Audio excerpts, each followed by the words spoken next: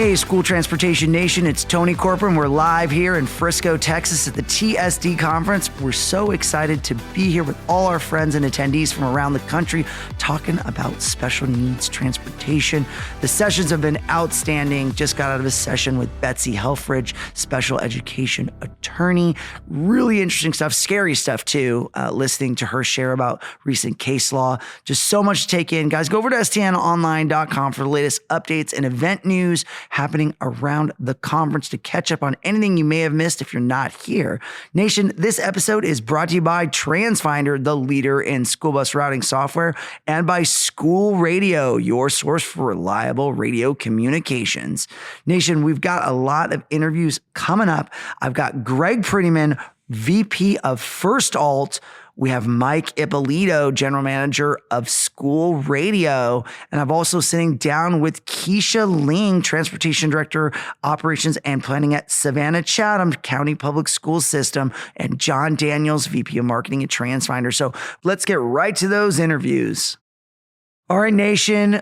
We're here live at the TSD conference. I have with me Gregg Prettyman, VP of FirstAlt, offered by First Student. He kicked off this morning's keynote, giving us the great speech with Joe Mascuro. He opened us up. Gregg, thank you so much for sponsoring this morning's keynote, and happy second birthday. I feel like it was not that long ago. We were celebrating your first birthday for FirstAlt, and you guys have come so far in the alternative student transportation space. Like, wow, man, give me a little flavor. What has happened with you guys in the last couple of years?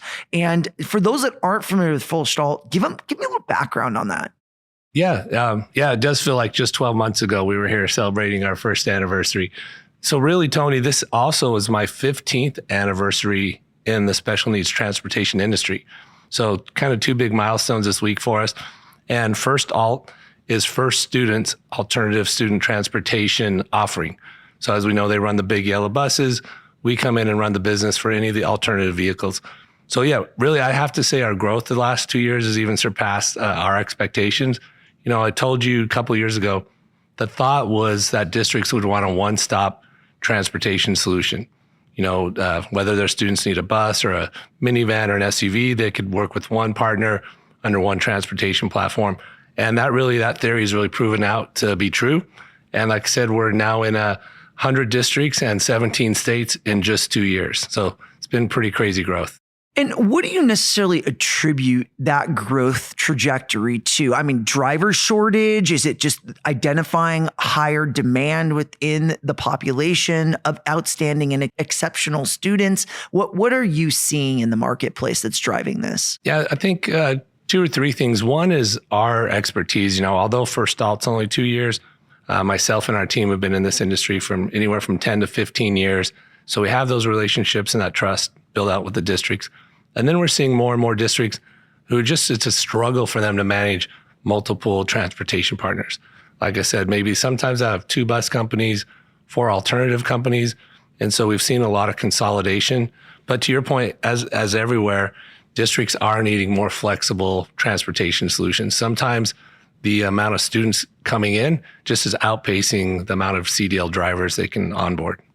No, what jumps out to me too is when you say how many districts you're serving, you want to give maybe an example or two of customers you're serving just with our listeners. Maybe they aren't using an alternative student transportation. Maybe it's like they think, oh, maybe it's not for me, or they don't quite understand, or they've heard from a friend, because everybody's comparing apples to oranges sometimes.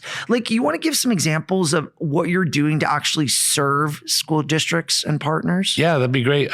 St. Joe School District in Missouri, for example, they utilize First Student on the bus side, but their McKinney-Vento population, as the year goes on, as many people know, tends to outpace the ability to onboard drivers. So how they'll use this is they will come to us as FirstAlt and say, hey, we have 5 or 6 students needing to get to school. Their locations are changing all the time, so we'll start running them in alternative vehicles, and those are really more like on-demand trips, right? And then as they continue to vet drivers to bring on more buses, we then can hand those students back to them and they put them back on the bus. So our goal is to have every student on the bus, but it's just not practical or cost efficient always. So we have a lot of customers doing that. And it's been really nice where they can say, hey, we have one bus route with only 3 students on it. Let's move that to an alternative vehicle, free up that driver and that bus to run a route with maybe, 20 or 30 students on it. And what's that doing in terms for that customer? Like, how much pressure is it alleviating from them when they didn't have that service and now they do? What is life like now? Oh man, it makes their life so much easier. Understandably, parents start to get frustrated when their students aren't getting to school. Legally, they have a mandate to get those students to and from school. So it relieves everything from legislative or from legal pressure to parental pressure to just internal pressure. They see students are getting to class more often, so their attendance is improving. And then really the parents and the students start to get used to the transportation, and they start to realize, oh, this driver is vetted no different than a bus driver. This driver cares about and gets to know my specific students' needs. And so sometimes by the time you get around to saying, hey, we have a bus now, or we've got a more efficient method of moving them to the bus, they even don't want to move back to the bus, right? They're like, oh man, it's going to increase our commute time or this or that. And so I feel like it just relieves a lot of pressure from the districts, from parents, maybe the board. And then even sometimes we'll get calls like, look, we're going to get sued if we don't get the student transported by next Wednesday, and we've got to just make it happen. So it helps them on a lot of fronts. You know what caught my eye from your presentation this morning was the app. And you said there was nearly almost 600,000 active users on the First Student app that are parents. And the fact that you now at FirstAlt have been rolled in under this technology platform, it's like fully baked. Now you're part of it. Yeah. So I love the vision of being able to kind of move students in between the modalities and being able to do that dynamically. I feel that that's a really unique thing that you're offering. How have your customers reacted to that kind of umbrella as you show? You got the umbrella in the slides, right? So you guys have that full service experience. What does that look like for the users integrating with that app? Yeah, both parents and districts have really, loved it. Believe it or not, there's even families where one student goes on the yellow bus and another student may be going to a special needs program at a different time, different location. And so they have one company, in a sense, transporting 2 different students. So now that same parent app, the same district portal, they can track all their transportation without going into a complete different system or 2 different apps. So it's something schools have been asking with since we launched, right? So we're just really excited we can say, hey, on this one app for the parents or on this one portal for the districts, you can view and access and manage all of your transportation. So it's been really well received. Now, another thing we showed was a camera system. So you had talked about working with Samsara on a camera to view what was happening within the vehicle. Obviously, we see cameras pretty prevalent on yellow school buses, right. But when you're in the car, there has to be some transparency, right? So now you've got a little more of that to be able to pull that footage to see what happened, or if the student went to McDonald's, or where did they go a little off route when they shouldn't have, or, because sometimes with students with special needs, they can't communicate for themselves. They could be nonverbal. That's right. Obviously, depending on the situation, they're all unique. So what has that done for the customers in terms of peace of mind? Is that come standard on all FirstAlt vehicles going forward? Yeah, so that's offered a lot of peace of mind to the districts. That's been something I think the entire industry on alternative is kind of has lagged behind in that. Because it is different, it's not a dedicated necessarily always vehicle for the whole year like a bus might be. And so figuring out the logistics around installing those, tracking those, making sure you have all the legal rights, it took a while to figure out. But what it does for districts, we like to say you can be everywhere without being anywhere. And so what used to take a day to 2 days to track down a he said, she said situation, because it could be student says the other student hit me in the back of the car.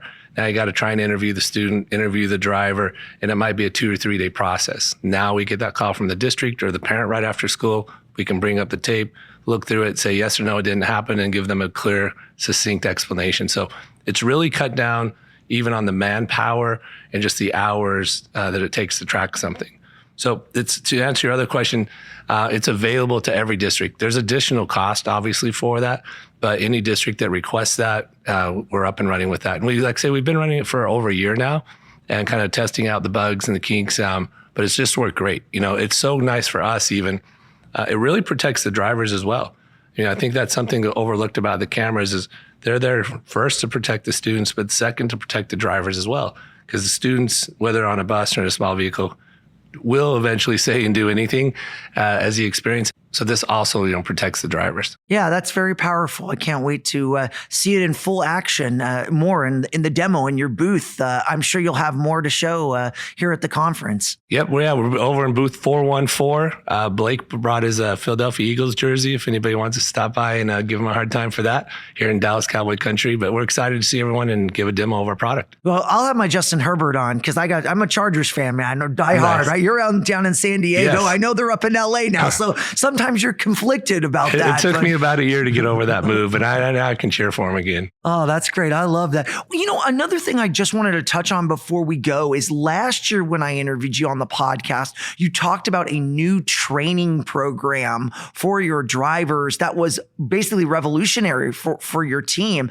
It's been a full year now. Yeah. How does that look in terms of how it's been implemented? And what's that interaction between the camera technology now and that actual training where you're seeing a more holistic kind of technology training integration? Yeah, the AI on the cameras is incredible. So we'll get an email at the end of the trip that says, hey, we noticed a distracted driver, or we noticed hard braking, or we noticed the driver looked at his phone. It gives you this prompt, and then you can go and review the video and say, okay, that wasn't, sometimes it gets it right, sometimes it gets it wrong, but most of the time it'll let us know immediately. And then what's really cool about that as well is while the driver is driving, if they pick up their phone and look at it, the camera senses that and gives them an alert. You can either have a verbal alert or it can just send off like a beep, like a little tone to remind them that, hey, put the phone down and focus on driving. Then at the end of the day, we get those reports emailed to us and we can coach them real time, within minutes after their trip's over. So that kind of training through AI and real time feedback has been really, really incredible for us. Now, what are maybe, since a last question for you before we go is, you want to talk a little bit about maybe a myth about alternative student transportation that you see out there? What's the rumor mill saying that, oh, no, let me debunk that. That's not true. Yeah, I think there's a couple sometimes that it's overly complicated, maybe really expensive. That might be one myth. And that's really not true, as in depending on the number of trips, number of students you need transported, a lot of times it is a lot more cost efficient than being on a bus. With that said, obviously a bus is the safest form of transportation, but I think the other myth is that alternative student transportation is not safe. And I think that's because in the early days, we didn't have cameras. There weren't parent apps, all this. So it was felt like a little riskier for districts. But now I think for districts with the parent app and the district portal where they can view these trips real and live, with the cameras where they can get live feedback, we can review any trip, any incident. I think that myth has really been dispelled, and it really is a safe mode of transportation to offer districts. And it's either a stopgap solution for them until they can get them back on the bus, or sometimes it might be a permanent solution for the students if they're going to special programs, and it allows them to have shorter ride times and a better experience. Wonderful. Gregg Prettyman, VP FirstAlt. Thanks for coming on, being our guest, and sharing some of your knowledge. Thank you, Tony. I always appreciate it. Likewise. All right, School Transportation Nation, we're live here at the TSD conference. We're going down the list. Ran into Mike Ippolito at School Radio. He's been a good friend of STN and the podcast. He's been on one time before. We definitely got him on for his first podcast interview, and we're talking all about communications and the importance of communications in special needs transportation, as well as just general school transportation. Mike, welcome, sir. How you doing, Tony? Well, glad to be here. Yeah, no, it's been an awesome experience. The conference has been bustling with activity, great sessions, great participation. We're looking forward to the trade show with everything happening. The days are just clicking by quick, and we're happy I ran into you so we could kind of catch up today. Talk to me a little bit about School Radio. What have you been up to last time we talked? What's going on in your world? And talk to me a little more about special needs transportation and communications. Absolutely. So since last time we talked, we've actually rolled out a couple new products. We have some new SIM cards that we're putting out. If you guys aren't familiar with our product, we're School Radio, and we do push-to-talk over cellular two-way radios for your fleets. Almost every school bus in the country needs a two-way radio, and we provide that service.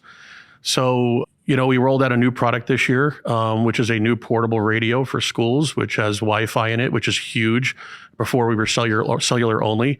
And then we started thinking about how else do we improve the safety of fleets and redundancy, because that's huge to us. Our servers are already redundant. Everything has to go and talk through a server. So our biggest weak point then was our SIM cards, because we were locked into a single carrier.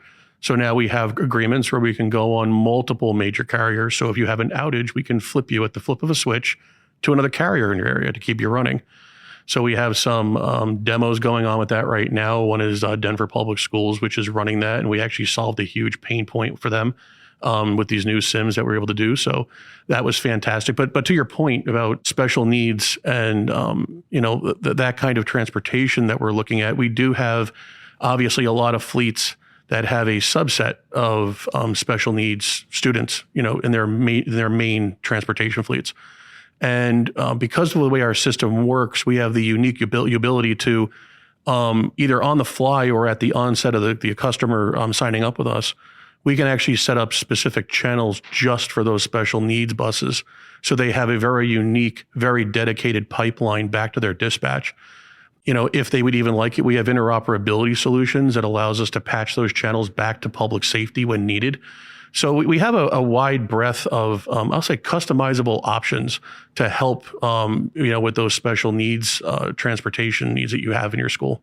Yeah, I could definitely see the importance. I know when we spoke last time, the speed to communicate is very important. If you're using a cell phone or some other way to get back, there's a lot of latency in getting that. If, a child has an emergency or there's some behavioral situation, you need to respond quickly. You need to notify dispatch so they can address the problem or get the student help or maybe the driver help, depending on the situation. You want to talk a little bit about kind of some of your data around speed of communication and response times? Yeah. So again, with safety in our minds, and our entire school radio line looks at this, but especially with special needs, you need to be able to get back to dispatch or a decision maker or somebody that can get you assistance if you have a problem immediately. And that's what the radios allow you to do. When you make a typical phone call, in order to get your point across on a phone call, you're looking at least 2 minutes to 2 minutes, 30 seconds. But between the person picking up, the pleasantries of hello, who is this, all that. Once that's all gone by, now you get to tell somebody what your problem is, as opposed to being able to pick up that microphone off your dashboard and immediately get back to somebody who can help you with whatever the problem is. In addition to that, we have SOS features on our radios. So you're able to actually, at the push of a button, if for some reason the driver can't speak, they can just hit a button and it sends a signal back to dispatch or to other radios with a visible audio and geotagged alert that bus is in trouble. So they can either get the authorities out there or, get assistance to that bus and find out what's going on. So all those things are baked into our system, and we don't charge extra for them because honestly, it's because of how important they are. They are critical to the system working properly and for their safety. Now, we talked a little bit out at STN Expo about radios as being one of the areas that many districts has not upgraded their technology. And it's kind of like everybody's got a guy, right? Everybody's got a radio. But wait, how old is my radio? What was it? When did maybe like when narrow banding happened, people were forced to get different radios because of a band change, but nobody really thinks about it as much. I mean, now that people are looking at kind of using technology and elevating their technology, communication seems more and more important every day. What does that look like in terms of your conversations with districts? Is. I think almost everybody we talk to has the same pain points. My current system doesn't cover where it needs to. We have holes, which obviously is a safety and security concern for people that driving the buses and the students. We have the other concern that you touched on, which is the age of their equipment. Which then ties into the age of the person that's servicing the equipment. Unfortunately, we're in an industry where a lot of people are getting older and they can't service it as well as they have. And we really tried 8 years ago when we started this to embrace this new, I'll call it revolutionary technology, which took us back to the Nextel days, but kind of put it on steroids, I'll call it, where we were able to take a single push to talk, private call and put it over multiple groups with fleets of any really size that you needed. And we're able to add and overlay all these features, like we've talked about GPS, SOS, messaging, Android and iOS applications, dispatch software, and come up with this full suite of solutions to allow you to solve those pain points. And like I said, almost every person that comes to our booth, when we ask them, what problem do you need us to solve? It's those things. I have coverage issues. My equipment's getting old. The guy that's servicing it is getting old, and we need something better than what we have. Now, how easy is it to replace? Like, what does that look like? So if I've got old radio equipment and I want to pull it out of my fleet, is it my own team doing? Does your team come? Like, how easy is this? Is it very plug and play? We do it both ways. So we have sent out staff in the past to do installs. Cumberland County in North Carolina had us do that with 600 plus buses. We went out there with the staff, and during spring break, we retrofitted their entire fleet with school radio product. We also have a lot of people that just decide to do it themselves. We're not talking about drilling holes in buses anymore and having them leak and all that with rain, and the antenna goes in the window at this point. So the wire hookup is really, really easy. Our techs over the phone can walk a mechanic through it. So a lot of them choose not to incur that added expense and just take care of it themselves. And a lot of times the radio goes back where the old radio was previously. And a lot of times maybe even the wiring can be used to retrofit if they have to. But the installation process and the deployment process is so much easier than traditional two-way radio and a lot more flexible. You can decide on the fly that I want to change the name of a bus, where people are swapping out buses all the time. So this bus isn't bus 10 anymore. It's now bus 20. We just go in the server and change it as opposed to rolling a tech. So all that stuff comes into play. Interesting. So because you've been in communications, how many years? I've been over 20 years now, and the company now has been in existence since 96. Well, yeah, long time. So where do you prognosticate communications and school transportation going into the future? What does it look like? We have a new administration now. Does that change anything? Is it going to be the same? Are there any adaptations that you see in the telecom markets? I think the big thing is, what else can we do with that button? What else can we do with our push-to-talk button besides just talk? Because right now, that's really what we're good at. We are a push-to-talk company at our heart. We've added other features on top of it that we've talked about here. But what else can we do with that? Are we going to get into student tracking and allow people to do that in a singular device and be able to marry some of those together?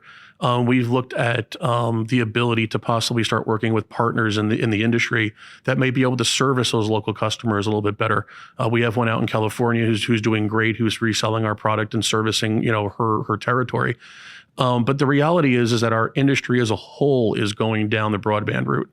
Even though it's going to take a while for us to get there, it's being adopted across telecommunications companies and two-way companies like ourselves, not just obviously in the school space, but also in the commercial and business-to-business space. So this really is, again, because of all the things we talked about, the ease, the security, the safety, the immediacy of the transmissions, the ability to adjust things on the fly, the customization, all of this is forcing what I would lightly refer to as a revolution in our business.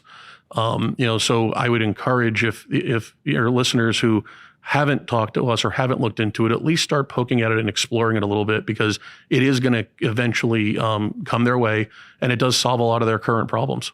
Now, do you typically find the interface is with like the technology department at the school district? Are you dealing with more transportation? Are you trying to bring in different stakeholders to kind of make this a more successful engagement? The larger opportunities, definitely, because they require all those different departments to kind of work together, especially when you start looking at deploying things like our console software, where we need to get the IT departments involved.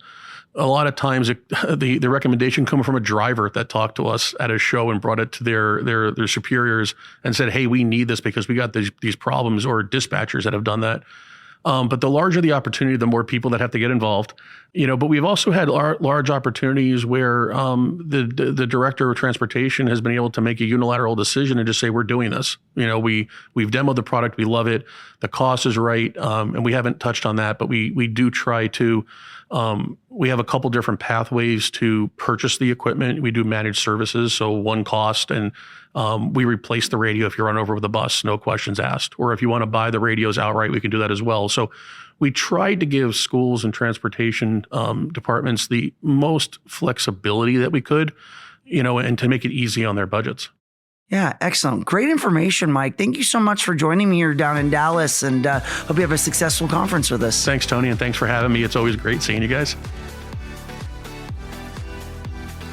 All right, guys, we are super pumped to have our next guest on the podcast. It is Kecia Ling. Kecia is at Savannah-Chatham School District. I guess it's County Public School System that you go by. So we're excited to have you. Welcome. Thank you for having me. Excellent. And we also have John Daniels from Transfinder. He's the VP of Marketing. John, welcome, sir. Good to see you again. Hello, sir. It's great to be back at TSD and doing a on-site podcast for the show.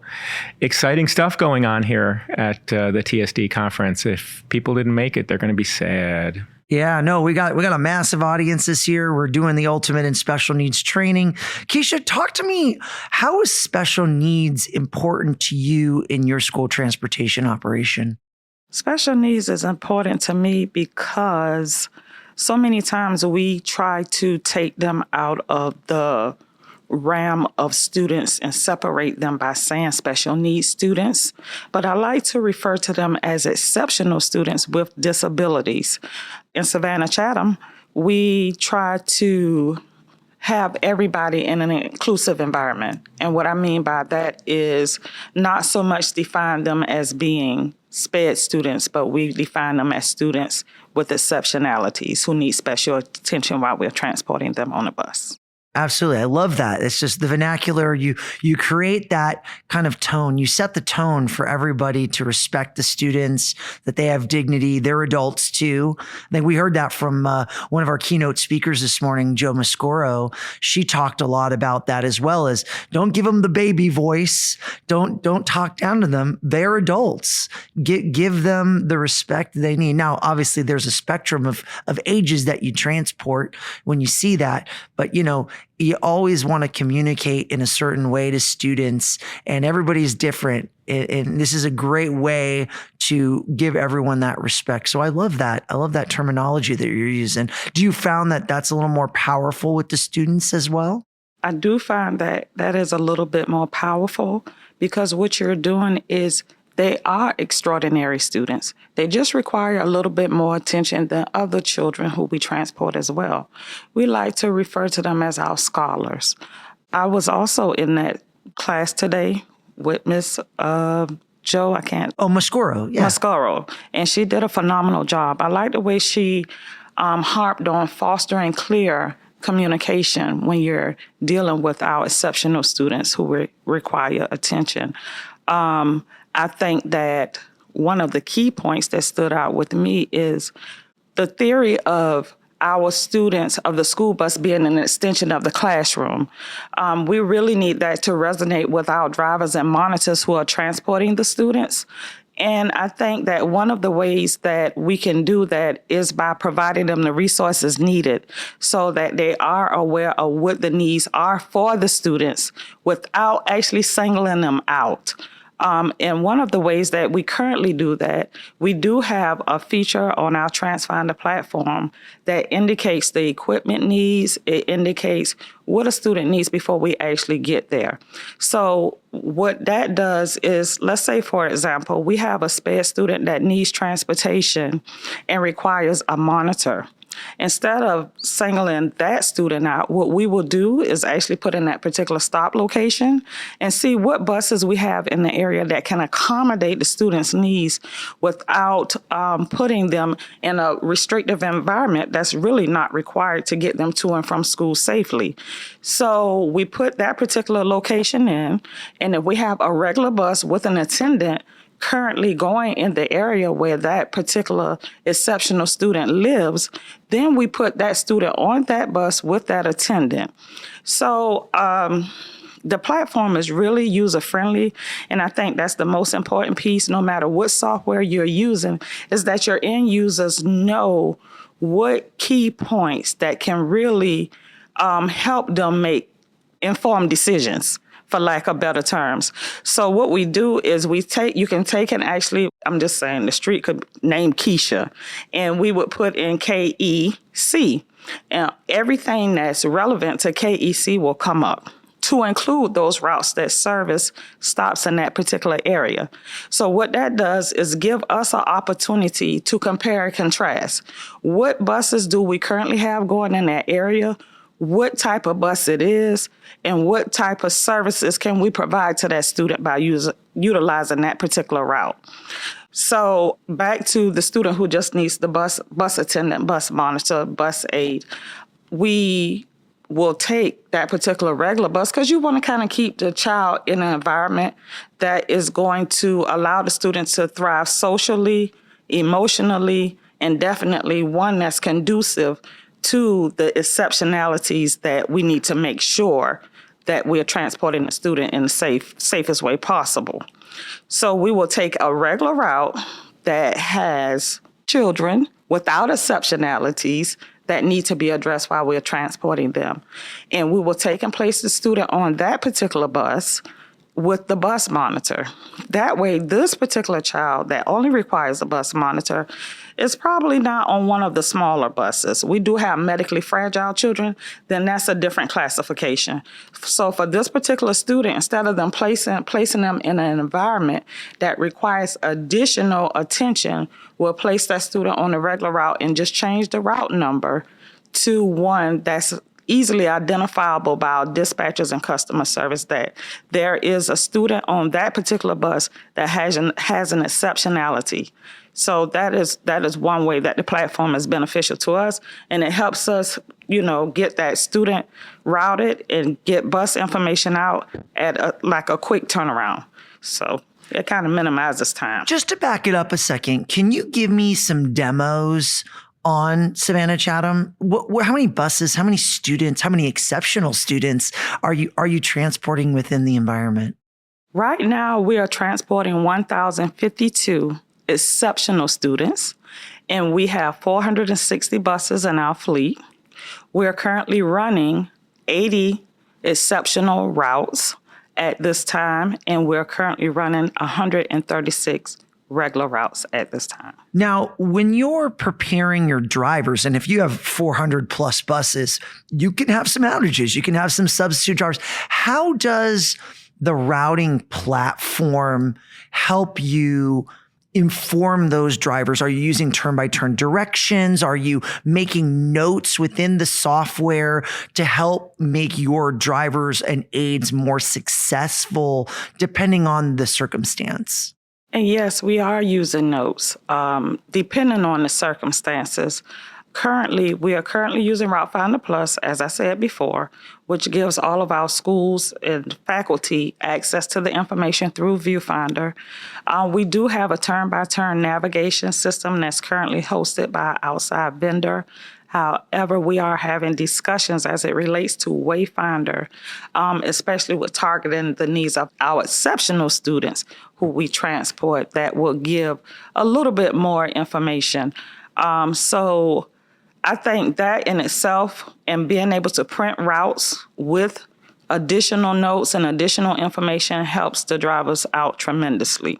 Excellent. And then just so I understand, are you running two different routing departments, one for your gen ed kids versus another one for your exceptional students? Do you have separate, or is your routing all under one umbrella? Our routing is all under one umbrella. We have another vendor for the parent app and the turn-by-turn navigation. Got it. So John, talk to me a little bit how Transfinder's software is supporting Kecia's operation, as well as, when you look at a fleet of her size, and that's a significant amount of extraordinary students that she's transporting, north of 1,000. What does that look like in terms of the interaction of the customer and the software and leveraging the power of the technology? I was excited as you described the efficiencies you were finding with transporting those exceptional students that didn't have medical conditions. And by doing that, you found great efficiencies. So now you're not running dedicated buses for those specific students.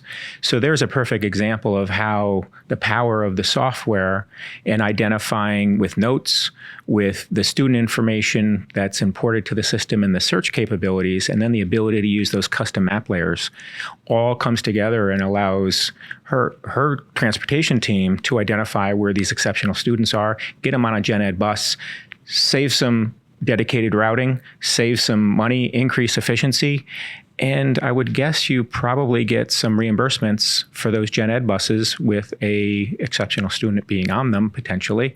So running the reports and having that information at your fingertips, Once they add Wayfinder to this, the drivers will have all the information that they need at their fingertips, everything from allergies to IEP information to what the specific needs of any of the students are. And the monitors will have that too. So in the situation of an emergency or something, maybe a child gen ed or exceptional has some kind of medical emergency, you've got the information that you need at your fingertips, be it the bus driver or the monitor. Now, you mentioned you guys transitioned from Pro to Plus. Yes. Did that happen fairly recently, or has it been about a year or so? What's the time frame? Within the last couple of years, we transitioned from Pro to Plus.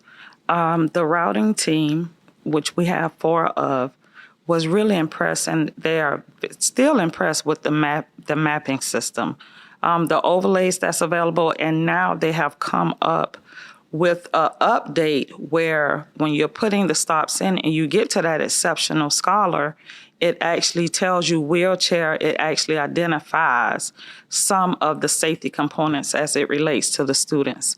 Overall, we transport about 20,000 students on a daily basis.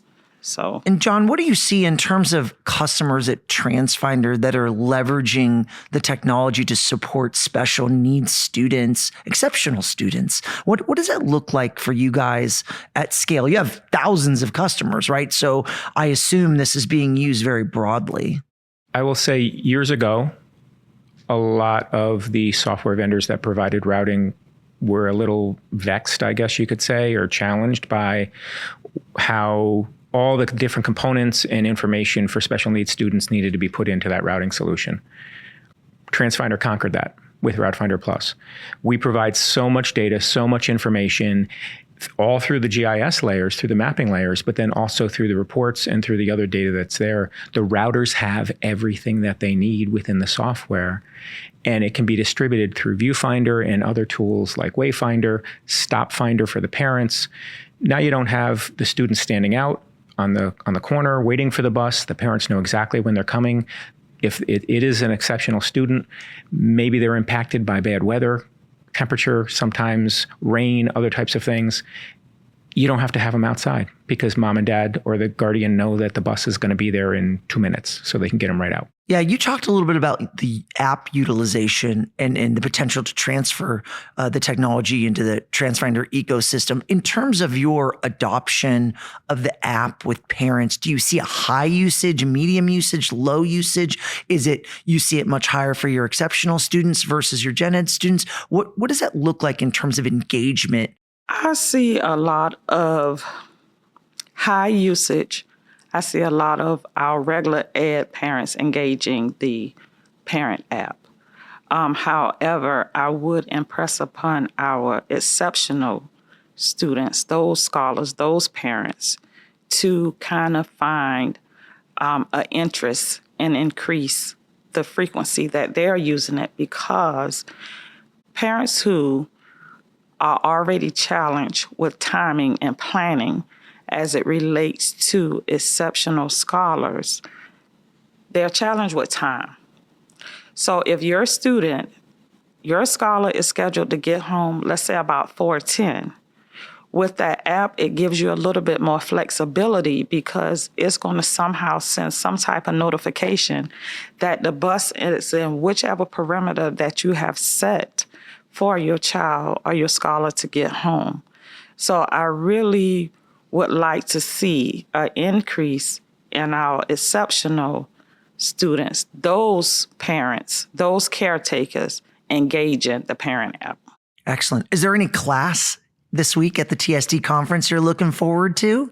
I was actually really excited about the de-escalation with dignity. I think it resonated in my spirit. So, and she was just wonderful. She was wonderful, and she kept your interest. And once she went to say, we can even do it with adults in the workplace, it was kind of like a 2-for-1, especially when you're in a leadership position. It's good for you to feed your knowledge and receive feedback from others as well. And all of the things that she presented today, it really resonated with me. And when I get back, I'm going to cascade that down and put some of those things into practice. And again, she harped on just fostering clear communication and keeping tonality and respect at the highest level. So I was really impressed with that. Yeah, guys, if you go on the stnonline.com website, you'll find a recap story, I'm sure, on the Joe Mascoro keynote that Kecia is mentioning. John, what about you? What are you looking forward to this week at the TSD conference? It's all of it, Tony. Knowledge is power. Kecia was talking about it, and we were talking about it a minute ago. What you take home from this conference is going to be knowledge, and it's going to make you more powerful and better at what you do at work. But also, knowledge is power when it comes to your routing solution and transporting the students, having all that information at your fingertips. So we're especially excited over the ride and drive we're going to be doing tonight with IC Bus, and people being able to see Wayfinder in action on the bus, and the student information, the routing information, the turn-by-turn directions, the student ridership information, all there with Wayfinder right on the bus. And then at our booth, everybody's going to be able to see a full demo of all of our solutions working together, fully integrated. We're the only vendor that has everything tied together in a database, and it's automatic, and it is so fast. If I make a change in a route, I make a change in a resource, it shows up immediately in Wayfinder or StopFinder. Can't have it better than that. Wonderful. Knowledge is power. I love that. Well, we're hopefully going to walk away with some exceptional attendees that get some exceptional knowledge. So we appreciate you both for being here and sharing a little about what's going on with you guys. And Kecia and John, appreciate you. Thank you, Tony. Kecia, thank you. Thank you. We're grateful to everyone who joined us this week at the TSD conference. Let's hear from some of our attendees on what they found interesting and useful at the conference. Challenges back in our home district are multiple right now, so almost every class I went to had something I can bring back. I especially, the last one that we went to, the keynote about contracting with private vendors and the things you need to consider, scared me to death because I am on the group that's going to be going through the RFPs. But it was really good to find out what we should be asking, what we need to know, what we need to make sure we get into a contract to protect our students and to make sure that we keep up with the standards that we have for when we transport ourselves. Also, I know that the first keynote with Joe Mascaro was amazing. It really set us up, I think, to be open to everything we're going to be learning, and it was great. So those are some of the things, but we also will be doing some of the equipment and the trainings, how important training is. I really think that our district needs to focus more on our training for our drivers and attendants because we do it, but state standards have dropped since COVID. I don't know if other districts are facing that, but state standards have dropped, and I think we need to go back to pushing more training instead of less. I got an email from the TSD stating we have special needs with autism conference where I became the director of transportation 7 years ago. My boss suddenly passed away, so I've had no training, and I saw that as an opportunity, and I said to the business manager, I said, I have to go. I have to attend, and they had a meeting, and he said, absolutely, and I am just not overwhelmed, but with the knowledge that they're offering is fantastic. And 2 weeks ago, we just acquired our first wheelchair bus, which we don't have any training on that. So I came here with the training and the knowledge, and I'm going to go back to my city and bring a whole lot back. And just learning how to, with our special needs students on board, every child different, how to de-escalate and change their just frame of mind, distract them. Hey, look at that car out the window, and then they forget about what they were just having, what upset them, what triggered them. So things like that is fantastic. I got to spin the wheel last night here, and I actually won a free conference for next year. So I am definitely coming back. It's so exciting. Thank you. Hi, my name is Faye Newton, and I'm a special needs supervisor for the Cypress Fairbanks Independent School District. This is my first year at TSD, and overall, I would say the best thing about it for me is hearing all the different perspectives, listening to everyone from different districts give their perspective and give input on things that we all go through, but sometimes don't know what to do. So I've really enjoyed myself, and I look forward to coming to it again. My name is Jessica Jensrud. I'm from Central Minnesota, Hicks Bus Line, Independent School District 465. My first time here in Frisco, Texas for the national conference. We have a state conference in Minnesota that I am a part of and I do some instruction with. And coming here, it is information overload. I cannot believe all of the assets and resources that are here compared to my state level. Everybody is so welcoming and helpful. There's just so much information to come out of the national conference compared to the state conference that I'm really hoping that I can bring some of this stuff that I've learned here and bring to my state conference and educate Minnesota at a national level.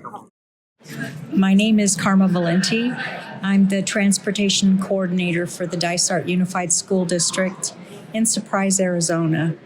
And this is my first time at the TSD conference. And I know from conferences and professional development in Arizona that our challenges and our celebrations are not unique to Dysart. It's all over the state. We have the same feedback and difficulties and celebrations.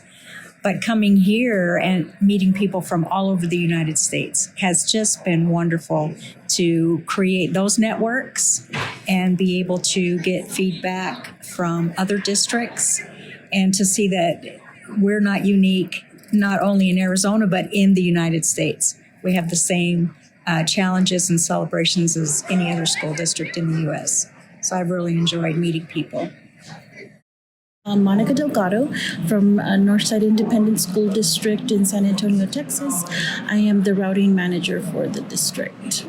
One of the things that I will take back from this conference is just all of the legal side of why we transport special needs students. It's so important for us to, understand the why and be able to answer those questions for your team and for parents and just know, be in the know of it. So being here and gathering all of that information and be able to take that back and place certain things in our district is amazing. A special thanks to Gregg, Mike, John, and Kecia for joining us on this live episode of the STN podcast. Well, live recorded at least. So we appreciate all our sponsors, Transfinder and School Radio. Guys, don't forget, visit stnonline.com for the latest news and analysis and event news happening in school transportation. Don't forget STN Expo East. Registration is open now. Save $200 with super early bird registration. You can go to stnexpo.com/east to get details on everything happening there in Charlotte, North Carolina, March 20th through the 25th. Not too far off, we'll be opening STN Expo West in Reno, July 11th through the 16th. Keep an eye on the website for that, stnexpo.com/west. Don't forget, Nation, you can subscribe to this podcast on Apple Podcasts, Spotify, wherever you listen to pods. Nation, we're recording every week, regardless if we're at live conferences, in the office. We've got you covered with everything happening in the school transportation industry. Nation, we love you. We'll see you next week.